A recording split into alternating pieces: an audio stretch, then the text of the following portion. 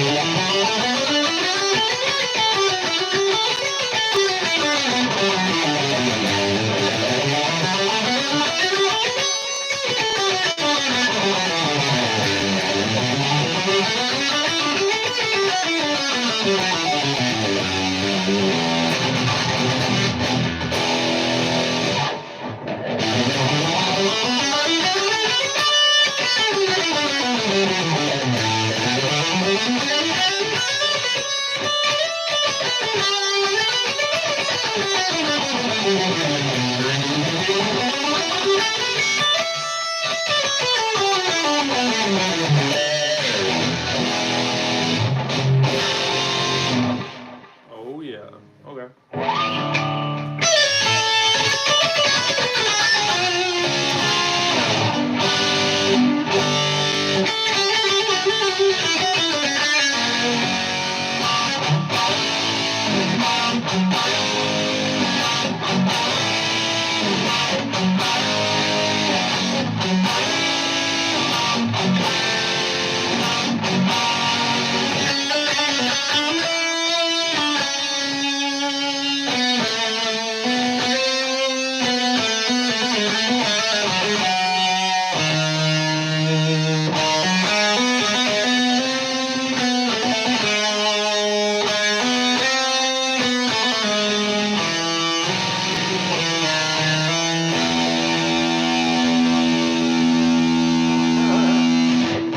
Alright, you really can't go wrong with ending on the tonic, can you? I mean, it's just so great.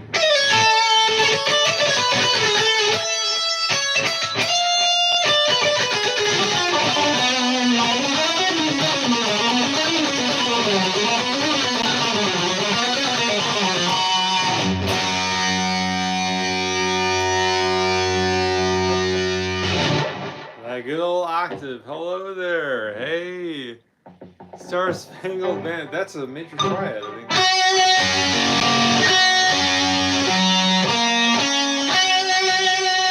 Something like that. I think I have to practice it, but.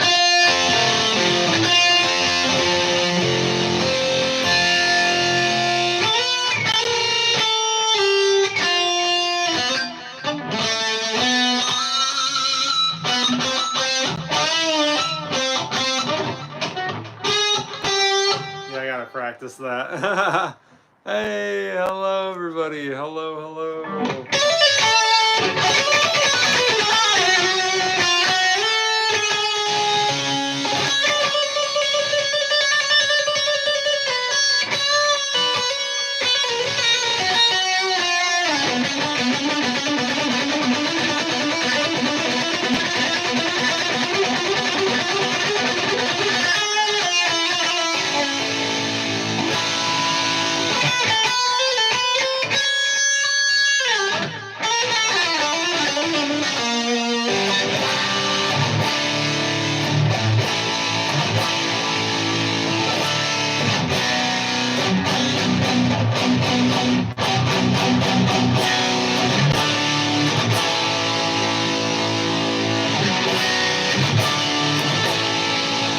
Sounds pretty powerful.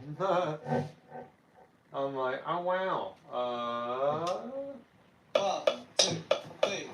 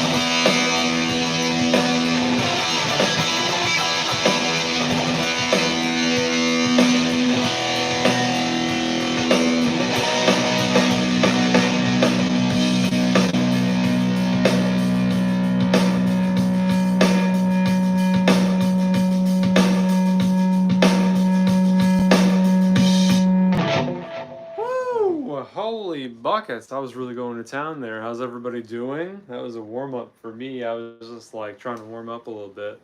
But what's up, y'all? What's shaking, bacon? What's good? I see you. Oh my god, I'm alfalfaing. Oh no, nobody told me. Ah! I look dumb on TV. Oh yeah. I'm like, no! Not like this. Ah, crap. You ever feel uninspired?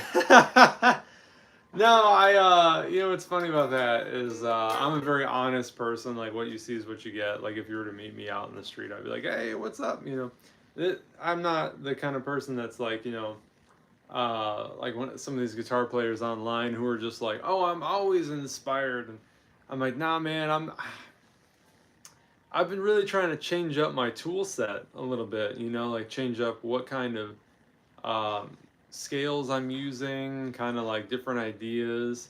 Sometimes I get kind of tired of metal, and that sound, that timbre.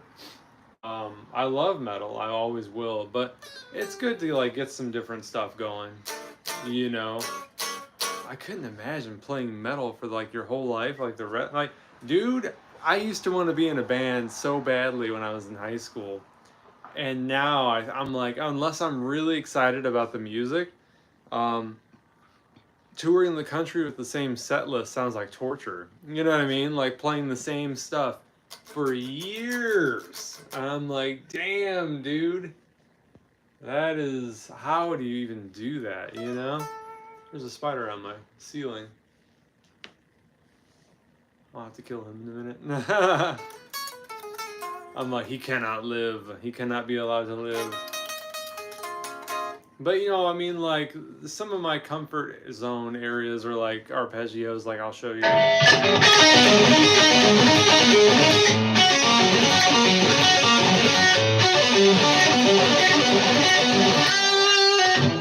See what I mean? Or like,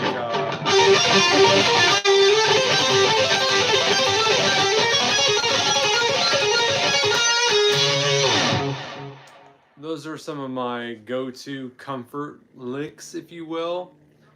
The problem I'm facing is those are very identifiable licks, you know what I mean? Like, obviously you can hear when somebody's sweeping an arpeggio, and obviously you can hear when someone's sweeping a minor little triad into a 5-chord. So I always try to do things differently, and that, you know, it's hard. It is. So I think I was like, how do I do this, you know? And the way I kind of do it is I just kind of allow myself to play bullshit, really, to be honest. Like, that's my biggest bit of advice is like musical scribbling in my improvisation video on my YouTube channel. I encourage musical scribbling. And what this is going to help you do is break out of your box, because I believe that the box cannot be broken out of by consciously thinking about breaking out of the box. You know what I mean? It is a state of mind, baby. It is a state of mind. And so what you have to do is basically allow yourself to noodle and play unconventional things, because like I said before, tapping, you know, it's cool, I guess, but I mean, I'm not Eddie Van Halen. I never tried to be. Tapping is just kind of okay, you know, for me. I don't do it a whole lot. I can do it a little bit here and there just for flash, to add some flavor to something if I want. But the problem with that is, there's people here tapping and they're like, Eddie Van Halen. And I'm like, son of a bitch. And it's like, yeah, I'm not that guy, obviously, but I mean, people hear like harmonic minor and they think Yngwie Malmsteen, and I'm just like, that's fair. I mean, that guy's been rocking the same scales for years, you know. But it's working for him. He's got a Ferrari and I don't, so not like it's about that. I'm just saying he's successful. Nobody knows who I am, you know. So there's that. But yeah, so I'm always trying to consciously break out of the box and challenge myself to do some different stuff. Because it's very easy to, because, you know, everything I just played for you guys is pretty much comfortable for me. Like, it's nothing crazy. I had some really cool ideas with, I like that. You know, Brett Hines, Dirty Behinds, as he's commonly called, left Mastodon a couple days ago. I don't know if you guys heard about that. And I was like, well, there goes the band. You know, for me, see, honestly though, like after Crack the Sky is my favorite Mastodon album, and I love everything before that too. I didn't like The Hunter. Didn't like it at all. I liked Emperor of Sand. I thought it had a lot of good ideas, but it was definitely more of a commercial album. But I love Jaguar God at the very end. Oh my God, that's a beautiful song in A minor. That outro solo, crispy bacon, baby. It feels so good going down. But yeah, what's the Hushed and Grim from a couple years ago? I did not like that album. I've got to be real. I was riding my bike around the block like 10 times, like I do. And I was listening to Hushed and Grim, and I just could not. It just felt like a meandering album. I couldn't really get behind it. I was like, there wasn't, I can't even tell you, there aren't any memorable tracks at all. And I would say sometimes we need a fair degree of repetition to have something be memorable, you know, so we remember it. But so anyway, what makes like Blood and Thunder, or I'm sorry, that's a great song, but Leviathan, such a great album, is that the tracks are interesting and nuanced. There's a sprinkle of different timbres in there, you know, and by timbre I mean tone color. And the more interesting an album is that does that for me, I like it a lot better than say a straight up produced metal album, which a lot of metal bands do these days. Have you guys noticed that? Their sound is so squeaky clean, it's like a freshly Swiffered floor. You know what I mean? And you're just like, you know, it's cool. This is my problem with Periphery. I haven't really liked anything Periphery's done since Periphery 2, and that was 15 years ago, if that goes to show you. Because everything after that is just like super duper clean produced, and I'm like, I don't like that, you know. I don't know. I'm always trying to. I'm getting off topic here, but I'm always trying to do stuff that's different. Trying to change the envelope. Envelope. Some people say envelope. Some people say envelope. I just want to be the best guitar player I can be for myself, you know. Because I used to want to be the fastest when I was in high school, and I realized very quickly that was stupid because there's a 3-year-old Korean child that's faster than me every day of the week. I can see it on YouTube, so maybe aspire to something else, you know, because it's not about speed, it's not about technical facility, it's about the music and what you write and what you leave behind when you're gone. Um, you know, and say what you will about Metallica, but I feel personally after Injustice for All, it's like a different band, you know? The Black Album is good, I like it, it's enjoyable, but it's definitely more commercialized, and that's fine. But I don't feel like a band is meant to be with the entire time, you know? Like, you get used to their sound, and then you're pretty much like, yeah, okay, that's that band. All right, I'm gonna go find something else now that you kind of figure them out, you know, after like a couple albums or so. But speaking of Dream Theater, that's another band that really falls into comfort zones. You know, the sequence breaks where they just noodle for like 30 seconds or whatever. And that's cool and everything like that. But Dream Theater's really lost a lot of luster for me. Excuse me, over the years. They're fantastic musicians, it's just the novelty is gone. In music or in anything that you're learning, you need novelty to keep your brain actively engaged. It has to be new. It has to be fresh some way. And that was my problem as a guitar player for a hot minute, is I wasn't practicing at all as much as I used to because I was just bored. You know, I was like, shoot, what do I do, you know? How do I change this up and do something different to keep it interesting for me? Because, you know, shredding all day long, while it looks cool to somebody who can't do it, if you've been doing it for a long time, you're not really saying anything, you know, like it's being recorded, which is cool, so I technically am, but, you know, hamming it up is just hamming it up, you know what I mean? Like, I'm not saying anything like memorable per se. I might have little ideas, little snippets that are memorable, but it's more important to say something than to just kind of, you know, because anybody can do that. Anybody can engage in musical masturbation, but how many people can write a good song? I'm gonna drink some coffee. You know what I mean? Like, these are the musical existential questions I ask myself.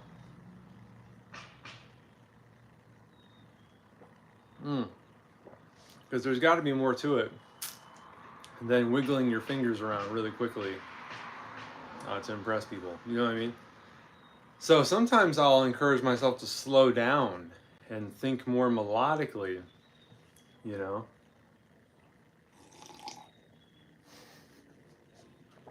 Or was it? That's what I thought that said.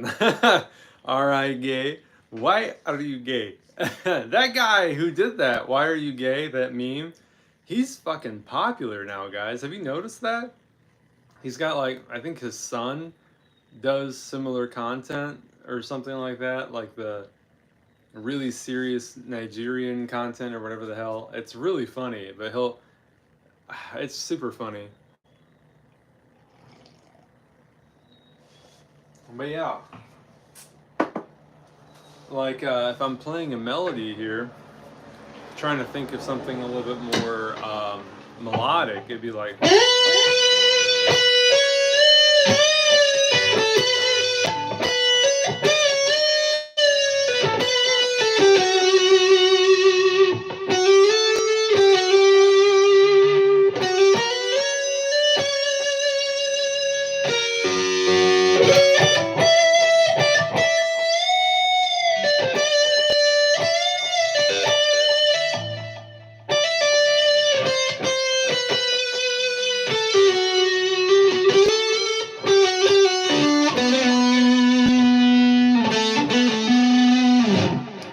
Something like that, along the lines like a little bit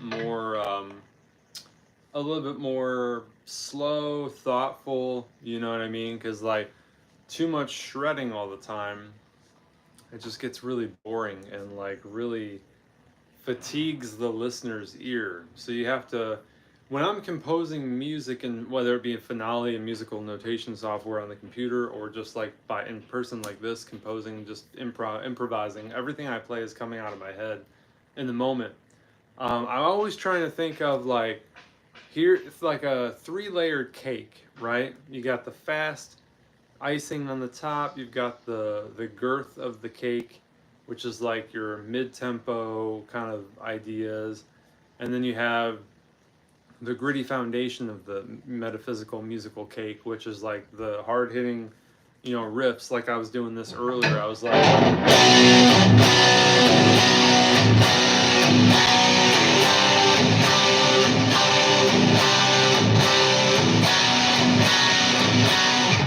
like that, or like this idea.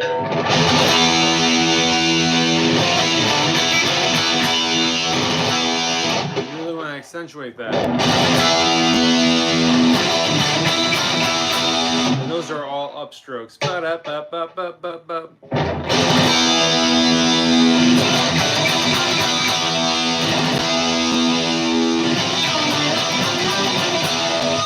that? So those chunky riffs are like the foundation for everything else that comes along. Because you got to return to that stuff to give somebody something to hook onto. They're like, oh, that's a really cool riff. That's a really cool idea. Hey, the overcomers of all obstacles. What is shaking bacon? What are you doing? I can smell you. No, I'm kidding. That's what I text that to people sometimes, and that's exactly how you should like picture me saying it. It's just like, I can smell you. I don't know why I do that. I'm just weird. But anyway, so you need really heavy ideas for somebody to like hook on to. And it's not that hard, See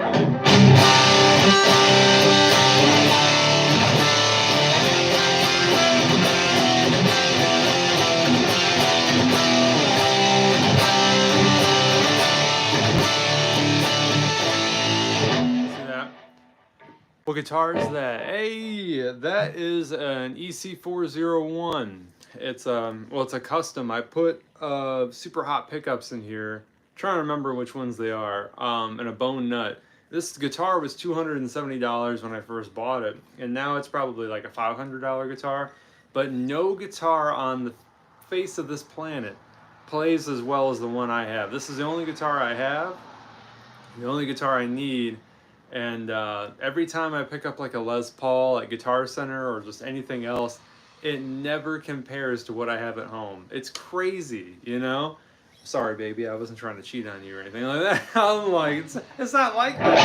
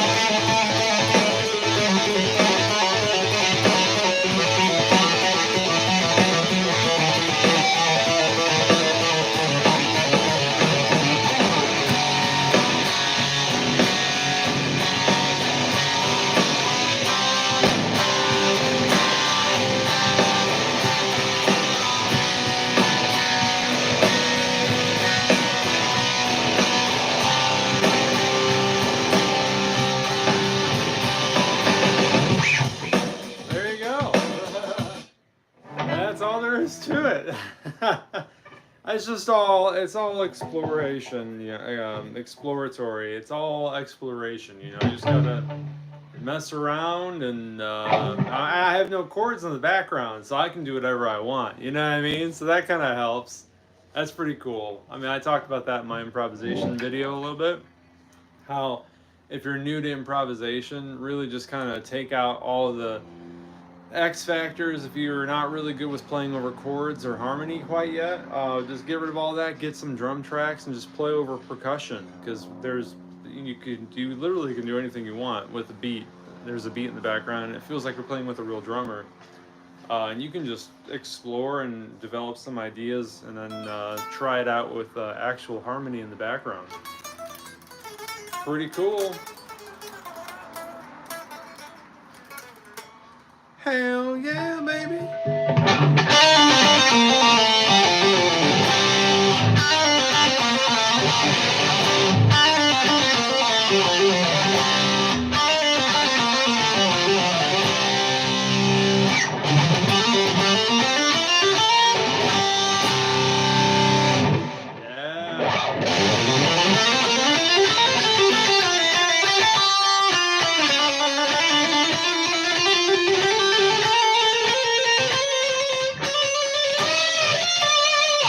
Hell yeah, dog.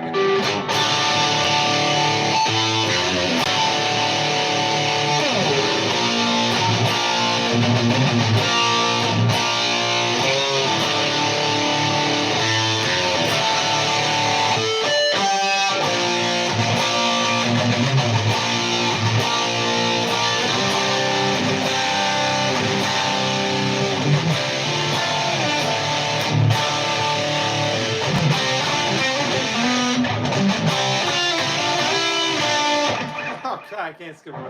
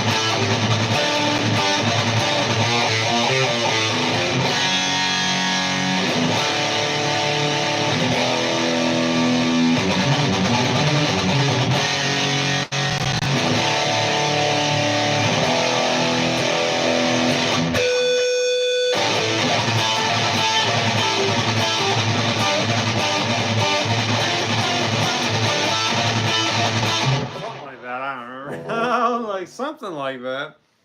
Pirates of the Caribbean. I do love that movie. Oh my god, I love me some pirate ships. You guys ever see that Michael Bolton track with The Lonely Island from like 16 years ago?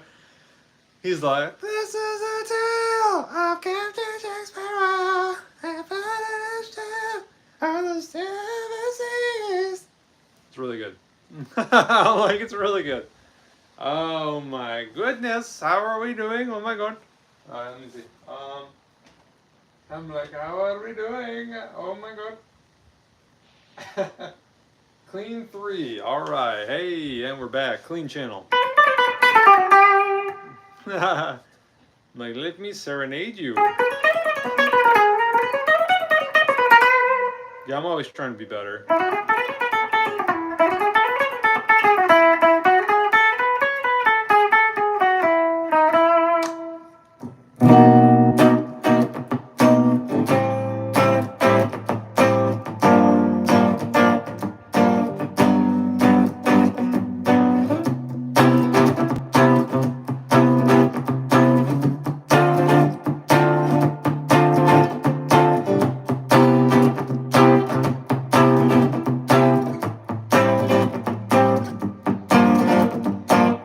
Favorite riff? Oh shoot.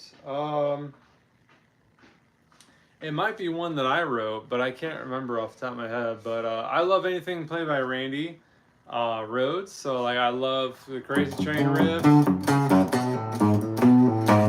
I love Mr. Crowley, Bark at the Moon. I can't play the rest of the song. I can't remember it, but yeah, Metallica's pretty cool. A lot of their stuff is very easy, which is fine. Super cool.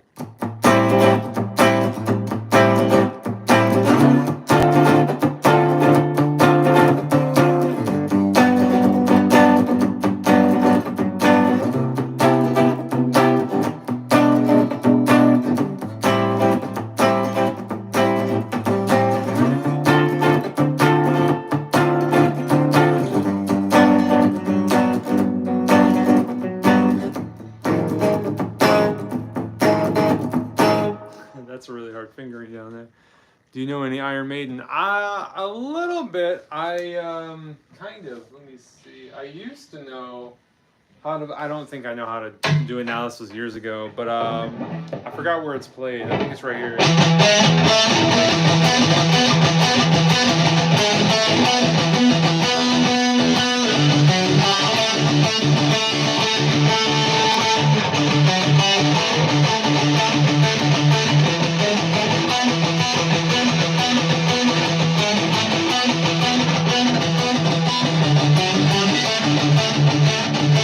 Something like that. I was like,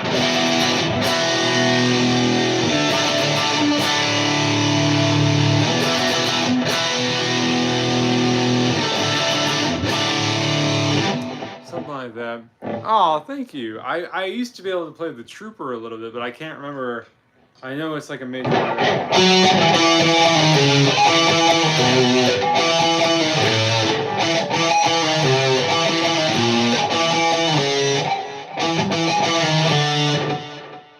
Shit, I can't remember. I wish I could remember. I gotta learn how to play these things. There's Holy Wars.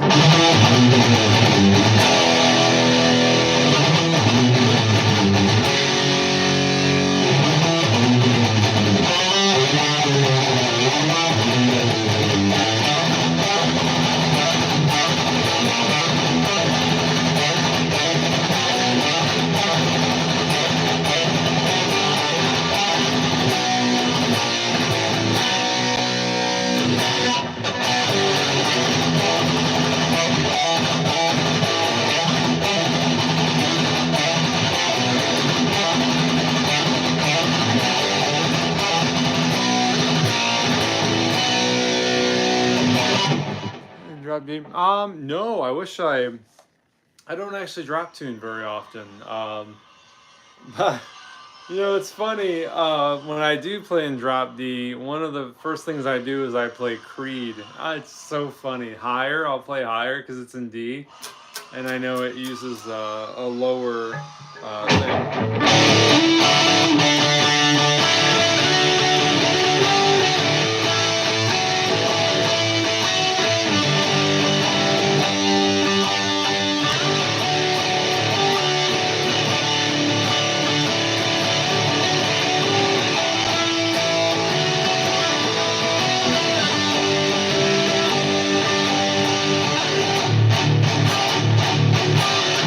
Fucking love that song.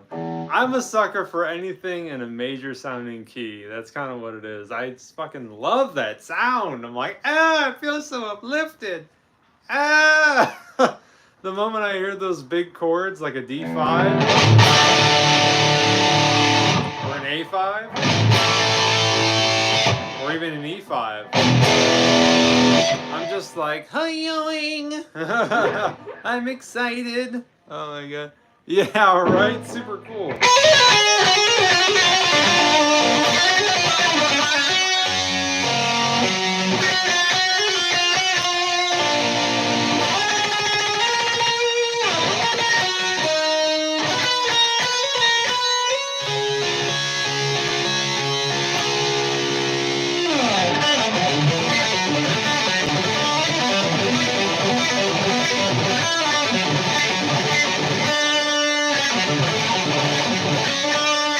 I love that sound.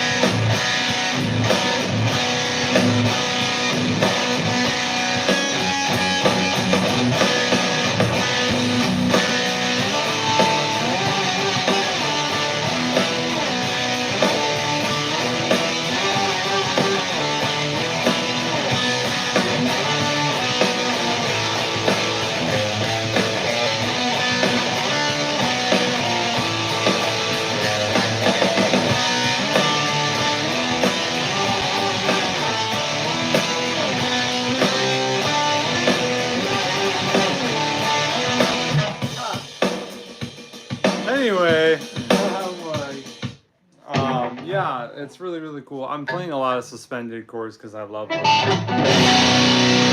Because they sound huge. I'm in E standard tuning, by the way.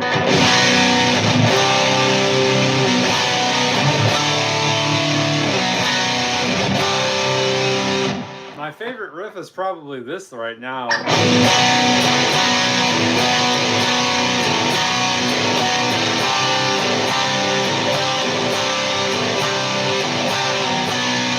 You can get like wild with it, you know?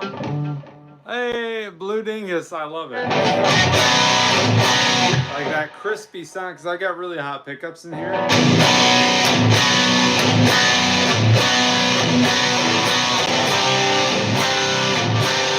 can just like toss it, you know what I mean?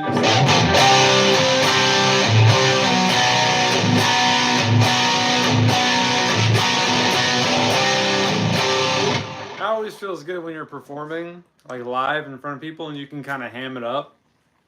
You know what I mean? Like, until you snap a string, don't do that. But yeah, I was gonna say, when you're composing music, it's important to keep some parts simple.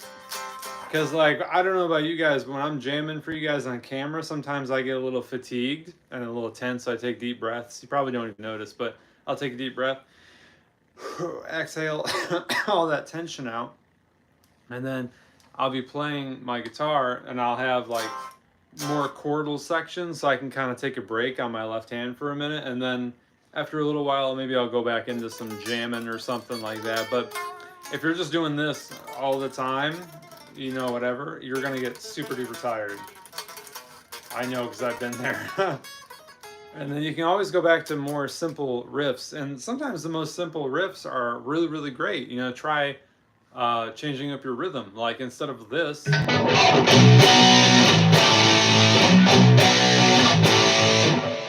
fine, but what about this?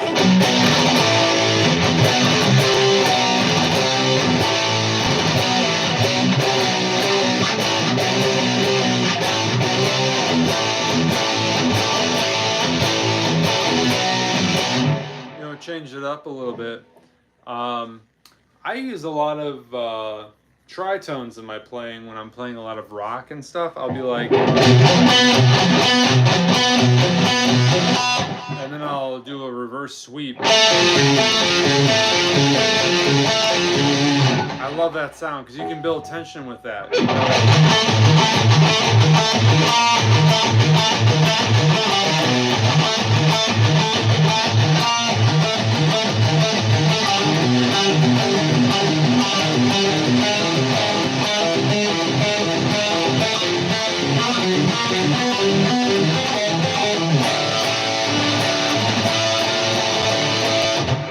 See what I mean? That's one of my favorite riffs it's probably my favorite riff actually that I made. It's very simple. It's an A major. It sounds like this.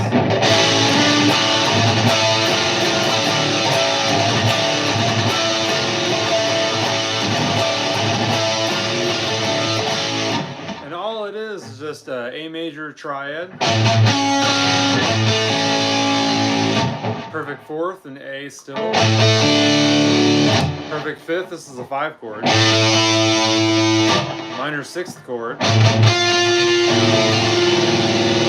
Back down. Anyway, how long have you been playing? That's a really good question. I have been studying guitar now for about 20 years. I cannot believe that. I'm like, 20 years? Niju nen gurai. I'm like, nani? Damn, dude, that just hit me like a ton of bricks. 20 years. Holy smokes. Holy smokes on firewood. That's a long time. And I'm still learning every day. I still consider myself a student of the guitar. I can always do things better and differently. There are other guitar players that play perfect fifths around me. I get the joke? Anyway, yeah. I could always be better. You know, I always want to be better, so... I found your channel because I wanted to learn how to one-man band Black Hole Sun, and it was your channel. Oh, thanks, man. I appreciate it, Fizzy. Black Hole Sun is a great song, for sure. Yeah, improvisation does not have to be as scary as people think it is. I had one person comment on my video that they thought they needed perfect pitch in order to improvise over a backing track. And I'm like, wow, I never thought about that before.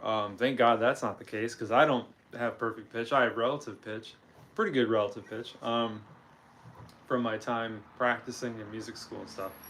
But yeah, all you have to do is just basically start noodling around and develop some ideas. I mean, how do you think Metallica does it? Metallica, they just get together in a room and jam, and they just jam it out. None of them can read music, and that's fine. I think it's important to be able to write stuff down. So if you do know how to read and write music like I do, it's very important to write stuff down so you don't forget how to play something. And other musicians, it's just a faster way. It's not about showing off or anything, or like, oh, look how big my brain is or whatever. It's not about that. It's just about being able to communicate with other musicians and be like, hey guys, I have an idea. Here's some music. Here's some music. And then they look at it and they're just like, oh, okay, it's in this key. They get a general idea for how it goes. They're like, okay, cool, cool. This is nice. This is nice. We can probably do something with this, you know, and then change it and make it your own. Improvisation is the best way to practice to build the connection between the ear and the... Yes, I agree. Fizzy P. All day. All day. I live in the land of improvisation. I think I might get up to Guitar Center in the next couple days here and look for like a looping pedal. Yeah, improvisation is where the rubber meets the musical road. You know, for sure, I've always been a big proponent of that because it's challenging. It's in the moment. You're trying to figure stuff out. You're trying to figure out ideas, not only to play in the right key, but also like play interesting ideas and interesting lines and stuff like that. So that's what I need because I feel like I've been stagnating for some time. Even though I'm a professional guitarist for sure, and I know I'm good on my instrument, but I can always be better, and it's bugging the hell out of me. I'm like, because I can feel the stagnation, you know, the plateau, which is impressive to everybody else who thinks it's impressive, but deep down I know I'm like, oh man, I want to like I want to get that looping pedal and do more with like seventh chords and practice jamming over seventh chords to get better at jazz. You know, stuff that they can't teach you in books, and I just got to get over there and see what kind of looping pedal I can get my hands on. But my gear, this is a Spider Jam Line 6 2.0. This is 15 years old. I've had this one and only amp for 15 years. I had wheels on the bottom because I was gigging a lot back then, and I'd wheel it around and stuff like that. But I'd have to constantly retighten my screws because all that bumping and stuff, wheeling my amp around would loosen some stuff. So that sucked. So I had to like tighten everything. I had screws over here for like wire racks because I wrapped my cables on the sides. Took all that crap off. So, but this is a great amp. I know people talk shit about Line 6 and that's fine. But honestly, I probably would too. But the way, so my problem, how do I put this? This is very interesting. This has a Celestion speaker inside, right? Like most amplifiers do these days. I like Altec speakers, but those are really hard to come by, and I don't think they make them anymore. I don't think they've made Altec speakers since the 80s, but I love Altecs and Alnico magnets for the clarity. Celestion speakers have a tendency to be very muddy because that's just how they roll. So to get around that, what I did was I put really hot pickups in my guitar. This guitar right here, a bone nut. I want to put some Goto 510 Japanese tuners on here, but these are standard Grovers for now, and they do the fine for now. I've got a Seymour Duncan Super Distortion 100 pickup in the bridge. I've got an FRED distortion pickup, Seymour Duncan in the neck. And what these do is they really help me cut through the mud of my speaker, and that's how I'm able to have a crispy sound, which is really funny because I get a lot of people commenting on my YouTube videos, my guitar lesson videos and stuff. They're like, oh my god, you sound so amazing, what gear do you have, you know, what are you rocking? And I'm like, I laugh because I'm a very simple kind of guy when it comes to guitar. Like I just plug in, I just want to plug in and play, you know what I mean? I'm like Marty Friedman in that regard because he's the exact same way. But normally I would wrap my cable through my strap, but I didn't do that this time. But Yeah, I like to just be able to plug in and play. I never really wanted anything too complicated. I was always more concerned with what was going on here than with the gear. That rhyme. See, because a lot of people buy gear just to be a part of the scene, but they don't actually practice guitar. They just want to be a part of the community, so they buy guitars, they admire other people who play, and maybe they just don't have the discipline to sit down and practice, which is fine. But I was never a gearhead, never a gear guy. Still to this day, I'm not a gear guy.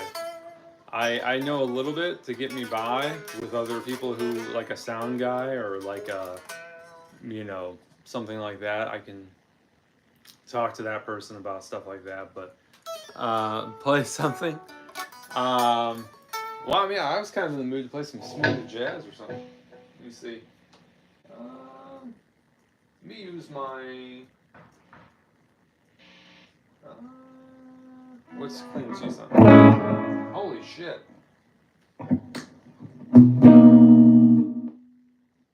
Yeah, I'm glad I made a new clean channel. I vote for jazz. Yeah.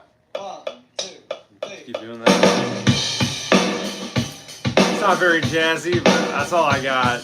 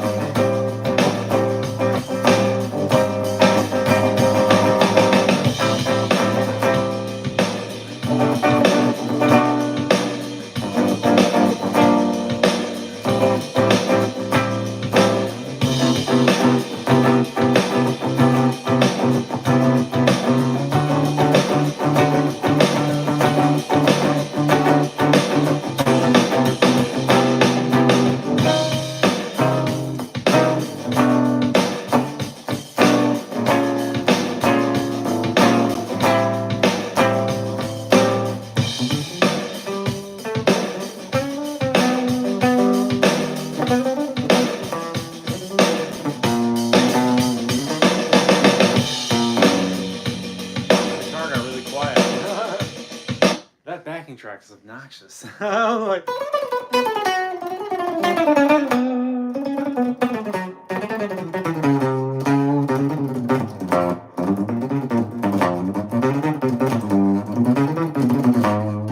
hell yeah, brother. That's a good idea. Finger style. Yeah, I'm a classical guitar player. I studied in college, so I'm familiar with. Well, it's not called fingerstyle in classical guitar, but it's similar. I mean, you're using your fingers, but it's very regimented and stuff like that. But it does. You're right. I really should do that. Yeah, I gotta do something because I'm just like, damn, dude. If I was in a band, I think it'd be a little bit better because I'd be able to have other musicians around me. And we can like bounce ideas off of each other and stuff like that. But it's hard to keep a band together, honestly, because I feel like everybody wants to be in a band because they like the idea of being in a band, but they, oh, thank you. I appreciate it, man. Thanks for stopping by.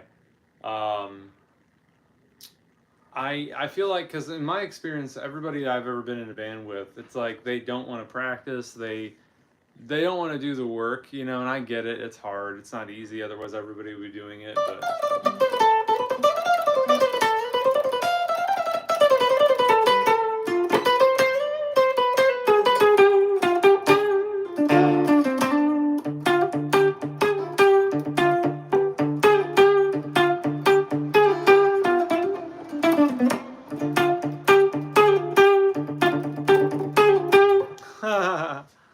What do we got here? Hey, dude, I get it. It's the struggle. It's real trying to yes. Yeah. Oh, nice. I'm actually a percussionist as well. You know, back in the day, I was in marching band and I was playing snare and bass drum and the keyboards like marimba, xylophone, bells and stuff. Those were good times. We used to meet up at like 6 in the morning in the band room and just practice our rudiments with Vic Firth snare marching sticks.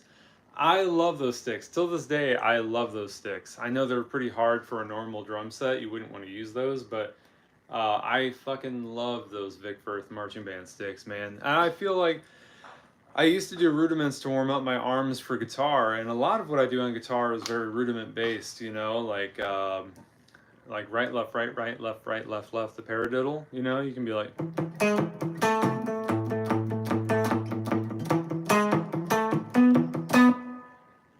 what does that sound like? Make sure you're going to, so this is a Super Distortion 100 Seymour Duncan pickup in the bridge. And then I have a Fred distortion pickup in my neck position. And this helps me cut through the fuzz of my Celestian speaker in my Spider Jam 2.0. Everybody always talks shit about Spider Jam in line 6, which is fair.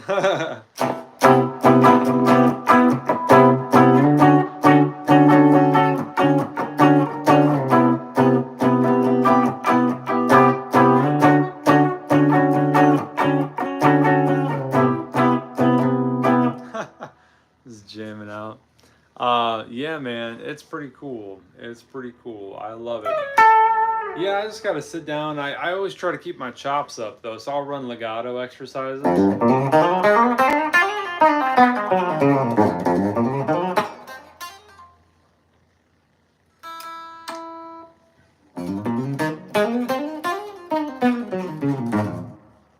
think I've got dirty potentiometers, I think I've got some dirt in these. They're starting to cut out. But anyway, pretty cool. You get really chunky rhythm.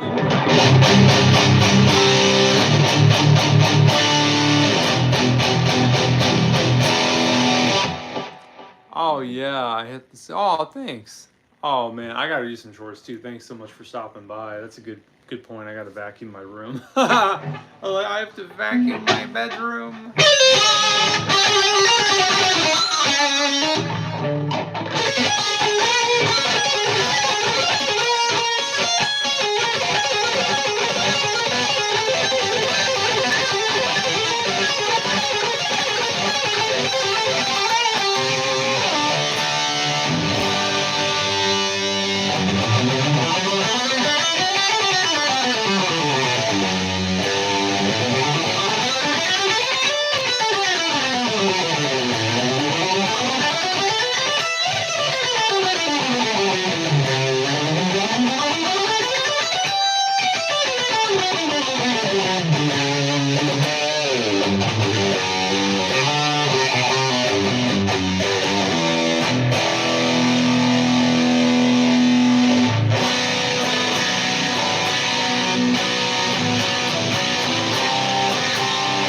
I just fucking love that. That riff is so great. I love that.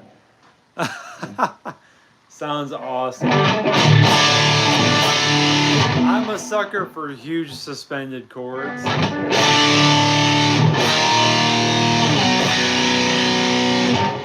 It's my favorite chord of all time. Oh man, we metal and rock and some bluesy stuff like blues rock. I once had a guy on an open mic tell me that I shouldn't be playing blues because I'm not divorced.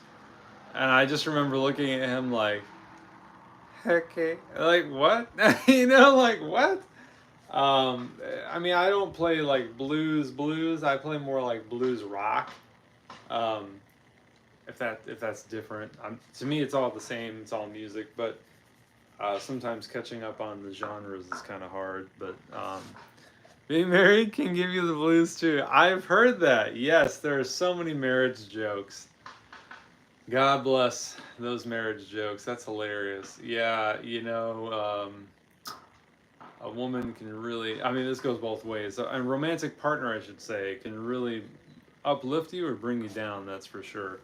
That's for sure. Holy buckets. That's for sure. Holy cow, it's a biker gang outside. Holy buckets.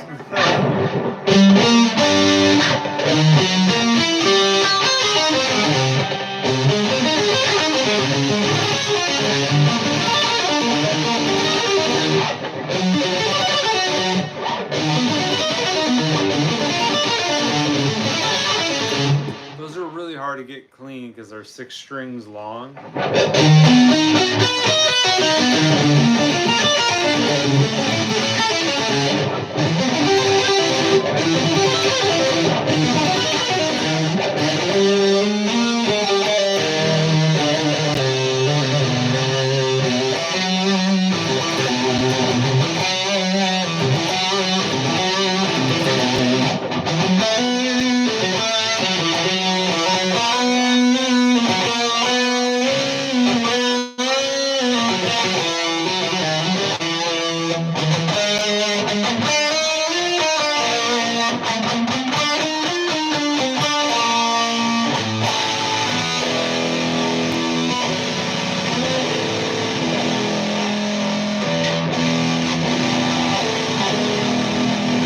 Hell yeah, baby. Hell yeah. I love it.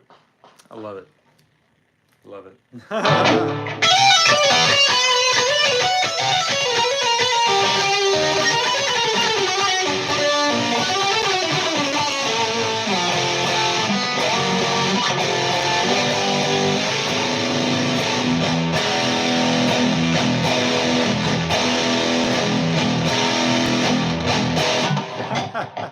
You ever just like veg out on something that you like? Like sometimes I'll be like, what do I do? I'll be like,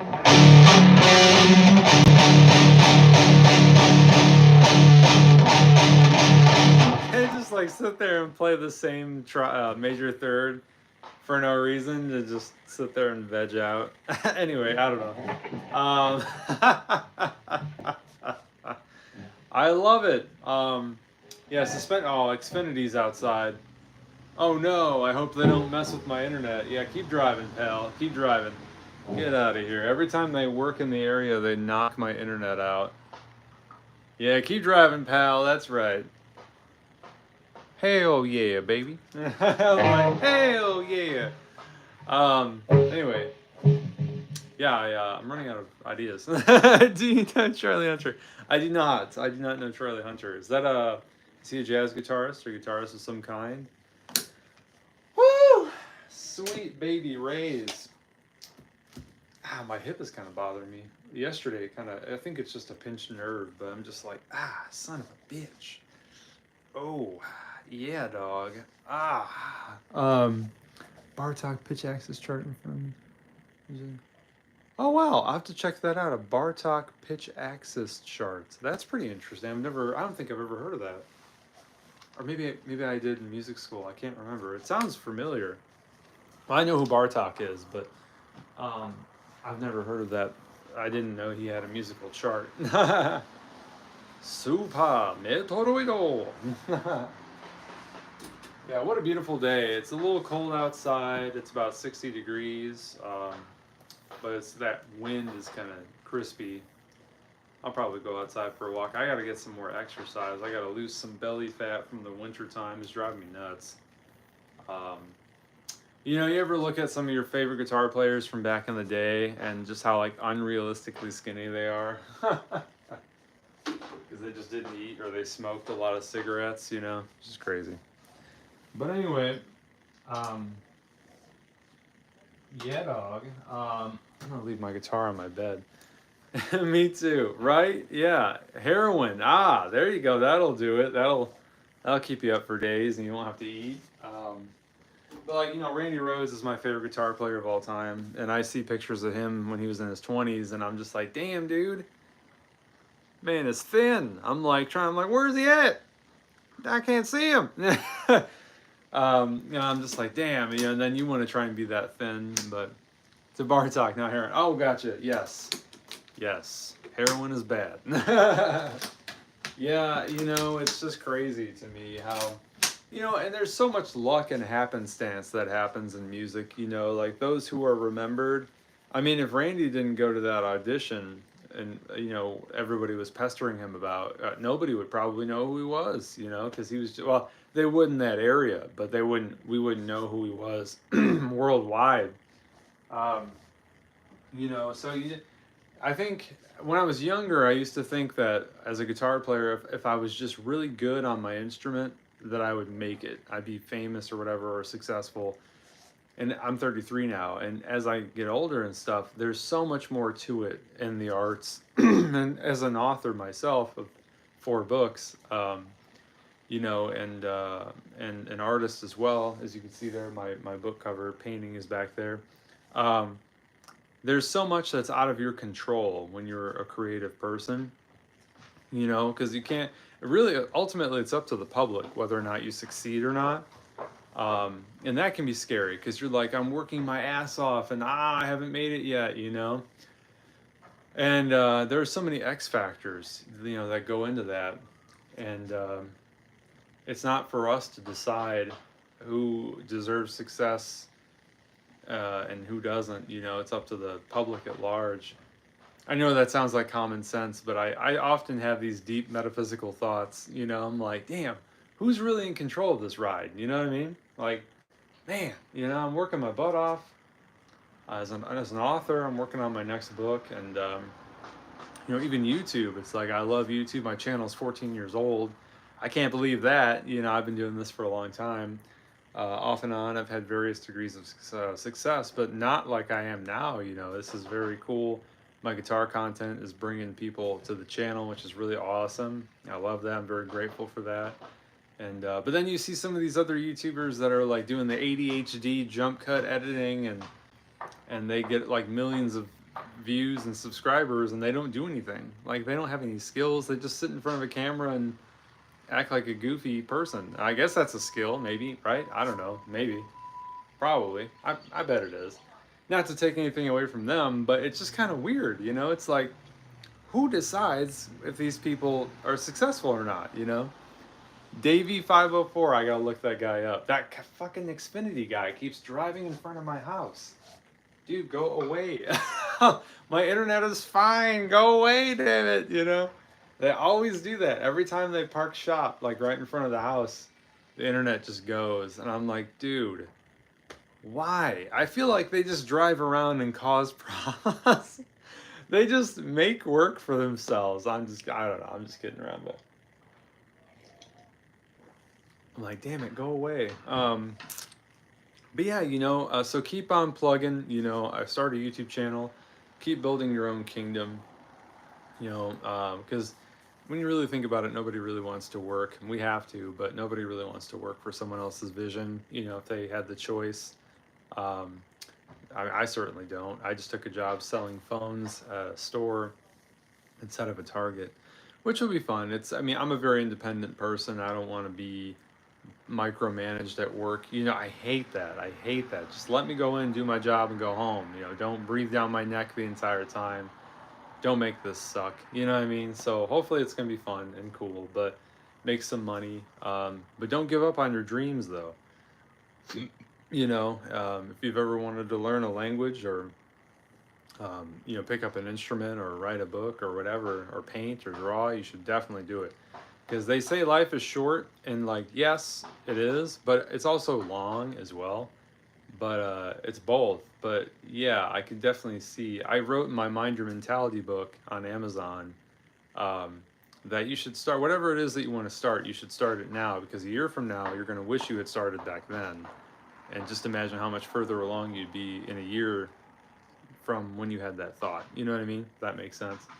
But yeah, I'm really excited for my Zeitgeist trilogy.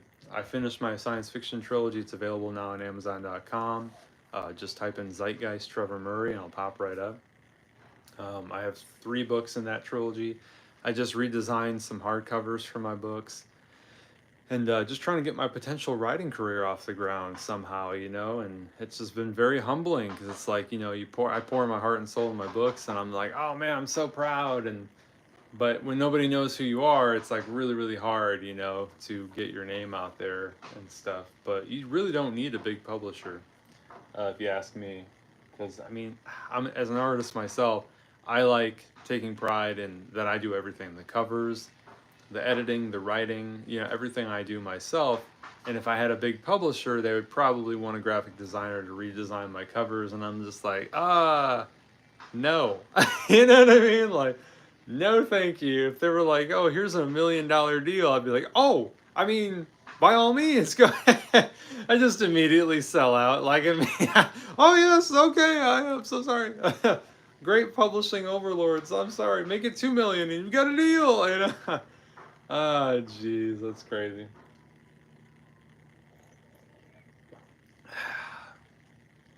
I love how I'm just looking out my window, just pondering life.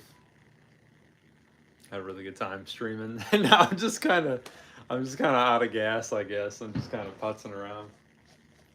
I should go get some lunch, but I don't eat in my bedroom anymore because I had a really, hey, hello there. I had a really big mouse that was like in my room not too long ago, and him and I were doing Mortal Kombat until like 4 in the morning. I was trying to get him with a broom and try to get him in a bucket, tip the bucket up and throw him outside. But this fucking mouse was like 7 inches long. I kid you not. It wasn't a rat, I could tell. But you'd be forgiven for thinking that. But this mouse was just massive. And I'm like, dude, you cannot be in my room right now. And of course, he comes up to my room, and I'm like, dude, no. And so I get up, he runs underneath my bed. I'm trying to get him out. He keeps running back and forth, and then I have a trap under there now, but I think I scared the shit out of him because he's gone. I haven't seen him in a few days, but then he jumped in my bookshelf, and he knocked over my N64, and I'm like, you gotta go. I'm like, that's it. I'm killing you. You're dead now. You're dead. And I didn't want to kill him, but at the same time, dude, you're knocking over my shit. You're inside my bookshelf, you rodent. Get out of there, damn it. And he was probably scared shitless. I know that because he pooped all over my floor. I had to vacuum that up. And I'm just like, dude, why does this always happen to me? This has happened before. And it's because sometimes I eat food up here, and the crumbs, like, even though you can't see them, they can smell it, obviously. And they're like, oh, there's food up there. And they come up here, and I look over, and I listen to Japanese all the time, all day, every day. And I look over at my door, and there's this fucking huge black mass of fur and ears. And I just was like, you motherfucker. Because I saw him downstairs. He scared the shit out of me. I opened up our freezer, and he just comes scampering out from underneath the fridge. And I was like, oh shit. Yeah, because I thought... It took me by surprise. It looked like I was affected by the Holy Ghost or something, I started fucking, you know what I mean? Started fucking dancing and stuff. And he scared the shit out of me. I thought I dropped something. Like one of our timers on the fridge, and I'm like, no, that fucking shit's moving. Anyway, it was crazy. And yeah, so he's gone. We have like 6 traps around the house now, and he's gone. So I don't know. He's went back where he came from, I guess. Or he's just in hiding, seclusion. I don't know. But yeah, we're not going to do that again, that's for sure. So I vacuum all the time up here. I don't eat anything up here anymore. I just drink liquids up here and stuff like that. But anyway, yeah, what a stream, right? What a stream. Now I'm just babbling about random life stuff. Pretty cool. I got to run to the store later. I'm like, because you guys really want to know this stuff. Dude, that's so funny.